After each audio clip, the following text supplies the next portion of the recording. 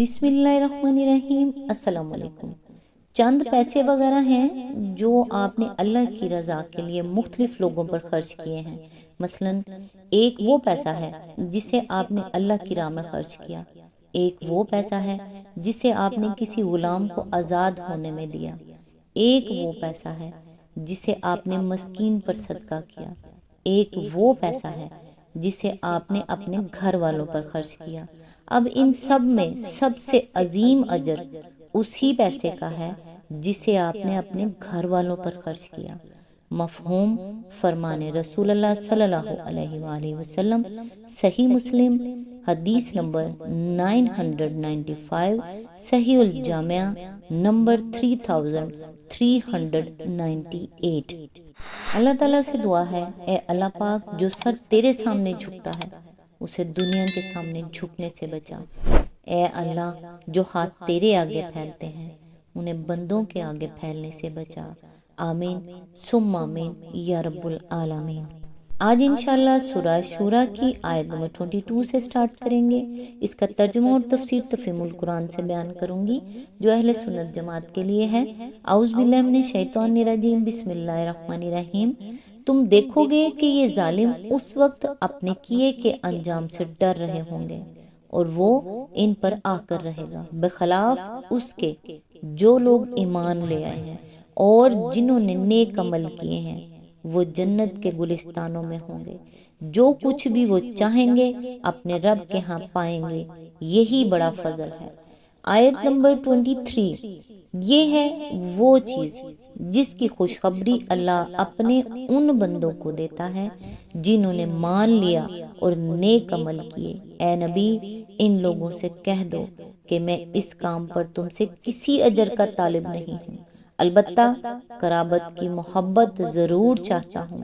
جو کوئی بھلائی کمائے گا ہم اس کے لیے اس بھلائی میں خوبی کا اضافہ کر دیں گے، بے شک اللہ بڑا درگزر کرنے والا اور قدردان ہے۔ اس کی تفسیر ہے، اس کام سے مراد وہ کوشش ہے جو نبی صلی اللہ علیہ وآلہ وسلم لوگوں کو خدا کے عذاب سے بچانے اور جنت کی بشارت کا مستحق بنانے کے لیے کر رہے تھے۔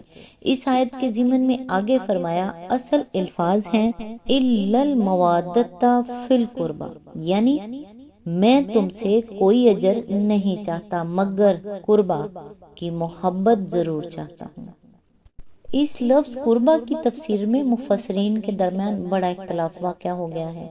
ایک گروہ نے اس کو قرابت یعنی رشتہ داری کے معنی میں لیا ہے اور آیت کا مطلب یہ بیان کیا ہے کہ میں تم سے اس کام پر کوئی اجر نہیں چاہتا مگر یہ ضرور چاہتا ہوں کہ تم لوگ یعنی اہل قریش کم از کم اس رشتہ داری کا تو لحاظ کرو جو میرے اور تمہارے درمیان ہے۔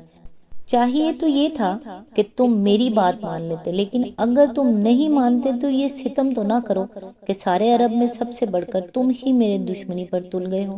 یہ حضرت عبداللہ بن عباس کی تفسیر ہے جسے بکثرت راویوں کے حوالے سے امام احمد، بخاری، مسلم، ترمذی، ابن جریر، طبرانی، بہقی اور ابن سعد وغیرہ ہم نے نقل کیا ہے، اور یہی تفسیر مجاہد، اکرمہ، قتادہ، سدی، ابو مالک، عبد الرحمن بن زید بن اسلم، ضحاک، عطا بن دینار اور دوسرے اکابر مفسرین نے بھی بیان کی ہے۔ دوسرا گروہ قربا کو قرب اور تقرب کے معنی میں لیتا ہے اور آیت کا مطلب یہ بیان کرتا ہے کہ میں تم سے اس کام پر کوئی اجر اس کے سوا نہیں چاہتا کہ تمہارے اندر اللہ کے قرب کی چاہت پیدا ہو جائے، یعنی تم ٹھیک ہو جاؤ، بس یہی میرا اجر ہے۔ یہ تفسیر حضرت حسن بصری سے منقول ہے اور ایک قول قتادہ سے بھی اس کی تائید میں نقل ہوا ہے، بلکہ طبرانی کی ایک روایت میں ابن عباس کی طرف بھی یہ قول منسوب کیا گیا ہے۔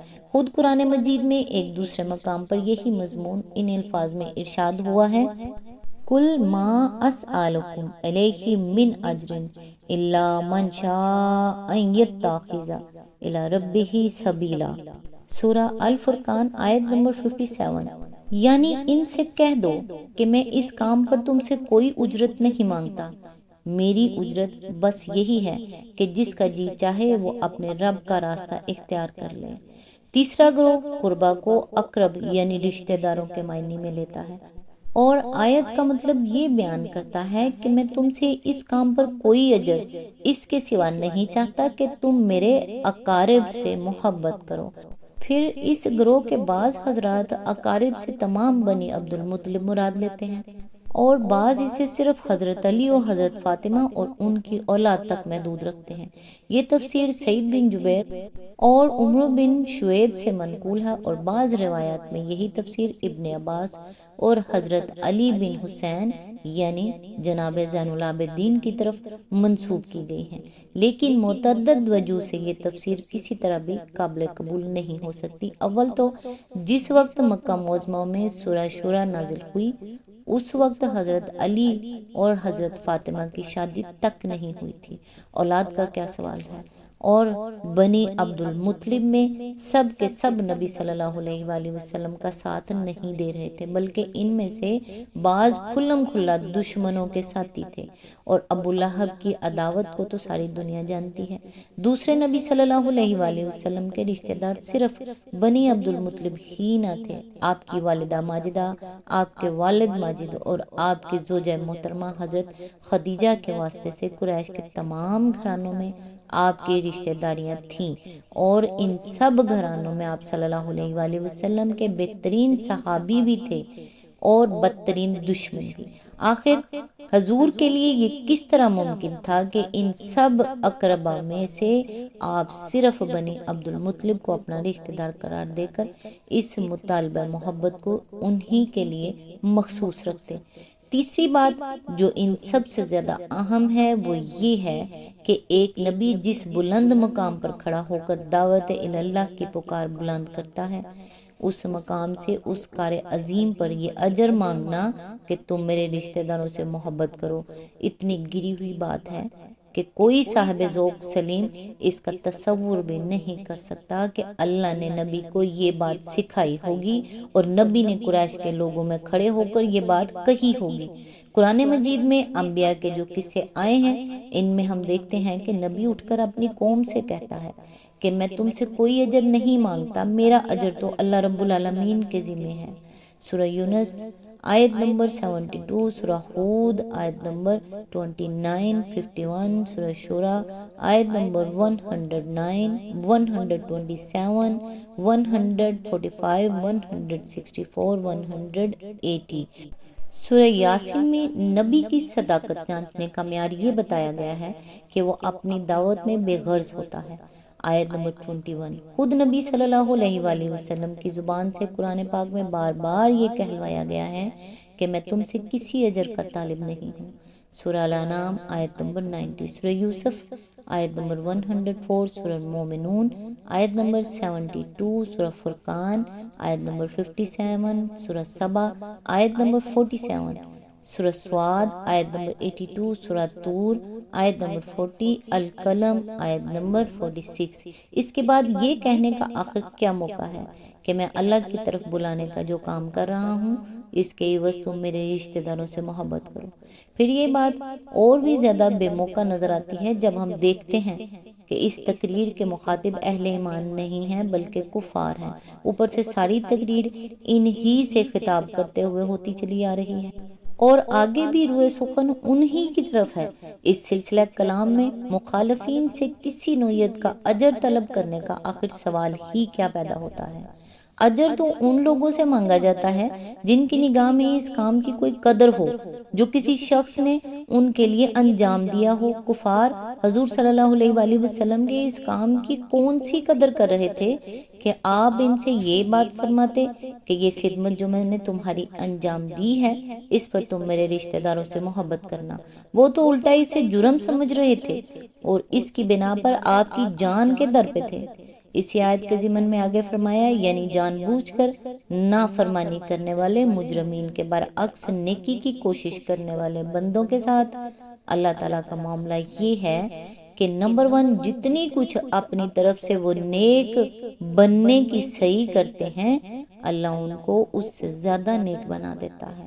نمبر 2 ان کے کام میں جو کوتاہیاں رہ جاتی ہیں یا نیک عمل کی پونجی وہ لے کر آتے ہیں اللہ اس پر ان کی قدر افزائی کرتا ہے اور انہیں زیادہ اجر عطا فرماتا ہے۔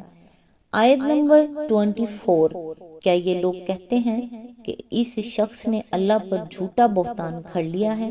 اگر اللہ چاہے تو تمہارے دل پر مہر کر دے، وہ باطل کو مٹا دیتا ہے اور حق کو اپنے فرمانوں سے حق کر دکھاتا ہے، وہ سینوں کے چھپے ہوئے راز جانتا ہے۔ اس کی تفسیر ہے، اس سوالیہ فکرے میں سخت ملامت کا انداز پایا جاتا ہے۔ مطلب یہ ہے کہ اے نبی، کیا یہ لوگ اس قدر جری اور بے باک ہیں کہ تم جیسے شخص پر افطرا اور وہ بھی افطرائے اللہ جیسے گناہوں فعل کا الزام رکھتے ہوئے انہیں ذرا شرم نہیں آتی؟ یہ تم پر تہمت لگاتے ہیں کہ تم اس قرآن کو خود تصنیف کر کے جھوٹ موٹ اللہ کی طرف منسوب کرتے ہو۔ اسی آیت کے ضمن میں آگے فرمایا، یعنی اتنے بڑے جھوٹ صرف وہی لوگ بولا کرتے ہیں جن کے دلوں پر مہر لگی ہوئی ہے۔ اگر اللہ چاہے تو تمہیں بھی ان میں شامل کر دے، مگر اس کا یہ فضل ہے کہ اس نے تمہیں اس گروہ سے الگ رکھا ہے۔ اس جواب میں ان لوگوں پر شدید طنز ہے جو نبی صلی اللہ علیہ وآلہ وسلم پر یہ الزام رکھ رہے تھے۔ مطلب یہ ہے کہ اے نبی، ان لوگوں نے تمہیں بھی اپنی کماش کا آدمی سمجھ لیا ہے، جس طرح یہ خود اپنی اغراض کے لیے ہر بڑے سے بڑا جھوٹ بول جاتے ہیں۔ انہوں نے خیال کیا کہ تم بھی اسی طرح اپنی دکان چمکانے کے لیے ایک جھوٹ گھڑ لائے ہو، لیکن یہ اللہ کی عنایت ہے کہ اس نے تمہارے دل پر وہ مہر نہیں لگائی ہے جو ان کے دلوں پر لگا رکھی ہے۔ اسی آیت کے ضمن میں آگے فرمایا، یعنی یہ اللہ کی عادت ہے کہ وہ باطل کو کبھی پائیداری نہیں بخشتا اور آخرکار حق کو حق ہی کر کے دکھا دیتا ہے۔ اس لیے اے نبی صلی اللہ علیہ وآلہ وسلم، تم ان جھوٹے الزامات کی ذرا برابر پرواہ نہ کرو اور اپنا کام کیے جاؤ۔ ایک وقت آئے گا کہ یہ سارا جھوٹ غبار کی طرح اڑ جائے گا اور جس چیز کو تم پیش کر رہے ہو اس کا حق ہونا عیاں ہو جائے گا۔ اسی آیت کے ضمن میں آگے فرمایا، یعنی اس کو معلوم ہے کہ یہ الزامات تم پر کیوں لگائے جا رہے ہیں اور یہ ساری تگودو جو تمہیں ذکر دینے کے لیے کی جا رہی ہے، اس کے پیچھے در حقیقت کیا اغراض اور کیا نیتیں کام کر رہی ہیں۔ آج کے لیے بس یہاں تک ہی، نیکسٹ انشاءاللہ آیت نمبر 25 سے سٹارٹ کریں گے۔ تب تک کے لیے دعاؤں میں یاد رکھیے گا۔ اللہ حافظ۔